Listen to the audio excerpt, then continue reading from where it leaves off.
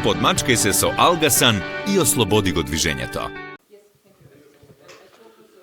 Филип Талевски во Дизелдорф после првиот тренинг на Македонија, еве твој коментар за оној процес што го направивте до сега и што да очекуваме од утрешниот натпревар. Точно така, денеска го сетивме стадионот, ја сетивме, да речам, салата, меѓутоа е стадион. За процесот задоволни сме, морам да кажам, дека одработивме ни добри базични припреми во Стара Пазова. Еден контролен надпревар со Црна Гора, каде што сме задоволни и одигравме добар надпревар. Не вообичаен за ракомет, 90 минути, меѓутоа пробавме се, ротиравме сите и ја наметнавме нашата игра, каде што црногорците не пратеа до еден момент. Меѓутоа, они немаат толку голема ротација, ние го искористиме тоа и победивме на тој дуел. Потоа во Скопје повеќе се спремавме тактички за дуелот со Франција. Одигравме два контролни меча со Грција, двата ги добивме. Имавме доста пропусти на таа утакмица, меѓутоа ги анализиравме, гледавме видео и на утрешниот надпревар пред се не очекува една историја. Ќе играме пред полн стадион, 55.000 навивачи.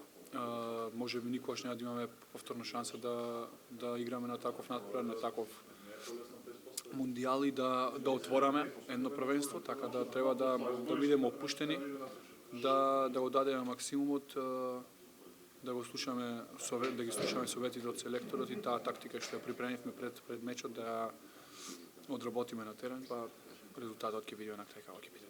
Ќе видиме ли нешто поразлично од Македонија за разлика од оние контролни надпревари? Па имаме нешто во ракавот, така да мислам дека ќе пробаме да ги изненадиме со подлабока одбрана, па ќе видиме. Сепак имаме некоја нова игра, да речам, до што во изминативе години ја користевме, меѓутоа сега ја надоградивме со многу трчање, со да гледаме да постигнуваме повеќе голови, така да што Македонија во минатото го немала тоа, сега еве на сите надпревари видовме дека преку 30 голови поминуваме. Така да мислам ќе видиме како ќе биде резултатот на крај, треба да одработиме само нашиот дел што.